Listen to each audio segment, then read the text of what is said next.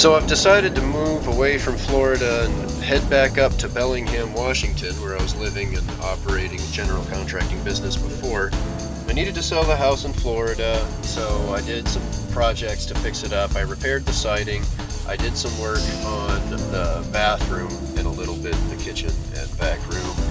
And then I got a moving service so that I could pack all of my stuff that I'm not taking on the road trip into a trailer. So I packed everything into my truck, and I've got this plan that I kind of worked out for where I'm going to be driving to, and I wanted to spend a lot of time off interstate. So I'm starting out coming out of St. Petersburg, and I'm going to take 19. Then I've started to kind of leave pins at places that I wanted to check out. In Tallahassee, I needed to get a national parks pass. There's a lot of these places that I didn't end up going, but I did hit a lot of these train museums. There was a couple of those that were pretty neat. Most of all this stuff was closed when I was passing it. I went to this steel furnace to try to figure out what a Sloss furnace was, but I guess that's the name of the town that it was located in a long time ago, and that was a cool abandoned old place that they let me walk around. And anyway, the whole route is planned out here, where mostly I'd be going along Interstate 22 and 40 at the beginning of it, and then I had this optional scenic detour that would get me on this scenic byway right here that I didn't end up taking because I was having a lot of vehicle trouble along the way. Had to do a lot of repairs to my truck to figure out a couple of problems.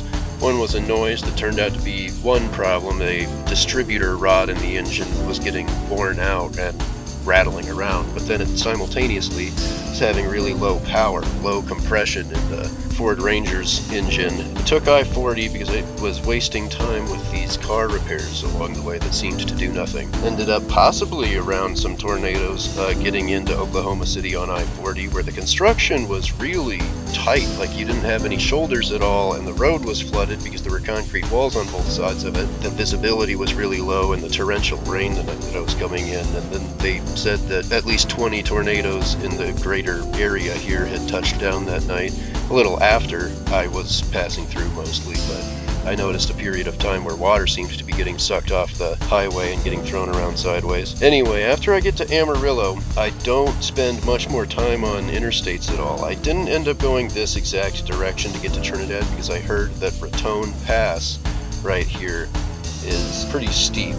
My dad called it a fuel pump killer, so he recommended that I go this out of the way direction up here and go west over here. So I stayed up kind of late in the night taking this alternate route and got to Trinidad pretty late. Spent the night there, spent a bunch of time fixing the truck and seeing old places there that I used to live and spend a lot of time at, and that was interesting. Then I continued west and got up here to where I had originally planned to go to the Great Sand Dunes National Park, but I didn't do that. Again, was running short on time and decided to take this route straight over to my planned route down here. And there were a lot of interesting spots along the way here that I didn't really end up stopping at. I did come and see this scenic railroad here. I've got a video of them putting the coal cart onto a locomotive with a bulldozer. They were using one of those it like turns train cars around to change which tracks they're going to go on. Then I got to Pagosa Springs, where I spent the night, and then woke up the next day and spent some time at this Springs Resort and Spa. It was really cool. I wish I could have spent more time there. And then after that, I moved on west to Durango and got on Highway 550 and drove that and a little bit out of it for the rest of the next day. And I went to some of the historic stuff in Durango. I got somebody to give me an hour-long lecture about the history of the area here at the Animas Museum. Animas was up here, and Durango got formed because the railroad was going to build a railroad station in Animas, but they were like, no, we need more flat land, so they went down here to Durango and formed a new town and took over Animas, basically incorporated the old town. Anyway, I drove north from there, saw a lot of cool stuff along there, and went west into Utah and stopped at Moab for the night, and then tried to go to Arches National Park in the morning, but you have to make a reservation because they're so busy, so I went to Canyonlands, and then got on my way to get down Highway 24, where I wanted to go drive around in the Bentonite Hills. The truck was having some issues, so by the time I got to the Bentonite Hills, where the Mars Desert Research Station is, and Purple Mountain, I didn't really get to drive around there because upon getting to the entrance of cow dung road, I realized that they had some pretty steep hills going into it, and I didn't want to get this almost broken truck stuck down this hill. The truck was having some serious issues with hills. I'm going through all these hills, and sometimes they get me going so slow that the truck can't go more than 20 miles per hour. So there's some serious power issues with this truck, and I don't want to go down this steep dirt hill and not be able to make it back out. And then I try to go to the Lone Spire, and it's getting dark by this time, and I get to this area where there's not really, I find this road thing that's also doesn't look like much of a road when I found it, and I was trying to figure out where the sort of off-road Jeep trail I was looking at that goes into the Lone Spire was, because I was like, maybe I can camp somewhere in here for the night if I can find an interesting spot, because that was the plan. But that just didn't happen. I sort of got off-road here, somewhere around here, and followed the Jeep trail for a while, maybe to somewhere near this marker. It looked like the Bentonite Hills, but you just sort of drive to where you're trapped in the hills. I'm not going to do any crazy off-roading in this broken truck in the middle, when it's dark. So I just tried to find my way out of there, which took an hour because it was hard to see in the dark where you can and can't go, because a lot of it was soft sand that would get me stuck. So I had to avoid that and stay on the path where there were already tire tracks, but clearly whoever left those tire tracks also got very confused about how to get out, because I kept going to the dead ends that they'd left tracks on. After being done with off-roading trying to find the Lone Spire, I headed west and stayed somewhere around here. I don't remember exactly where I landed for the night. But the next day, I was having serious problems with the truck, and I didn't end up taking the path through Zion National Park. I had to do something different, and so the fastest way to do it from here, it said, was to go this way. But being on Interstate 15 was horribly dangerous in this slow truck that at some point in the middle of getting to Cedar City was no longer able to go faster than 40 miles per hour on this highway where the speed limit was 80 miles per hour. So that was terrifying and dangerous, and by the time I got to Cedar City, I just knew that I wasn't able to continue with the truck anymore because it was just getting too dangerously slow and low on power. So I bought a new vehicle at one of the dealerships in Cedar City. Cedar City has a ton of used car dealerships, luckily enough.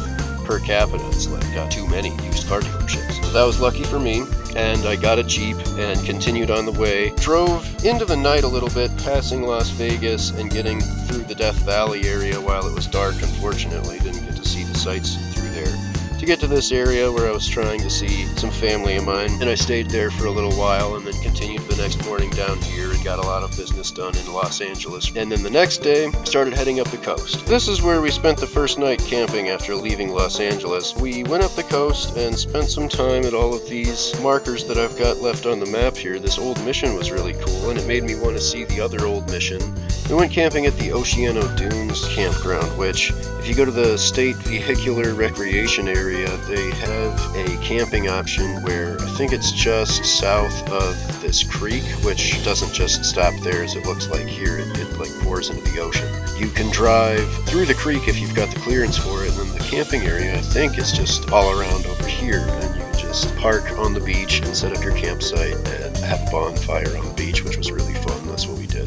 There was a landslide at Big Sur, so we had to divert around it, and I was hoping to be able to divert around it on these little roads here and get up to it from the backside this way, but these roads were both closed, this one and this one, and then the landslide is up here just a little further, so we had to turn around and go all the way around. Yeah, so we took this direction instead of continuing on 101 to stay off of the bigger roads as much as we can and get as close to the coast as we could. So after getting off this road and getting to Monterey, we drove up the coast a little bit more to Half Moon Bay up here, and then spent the night somewhere in this area.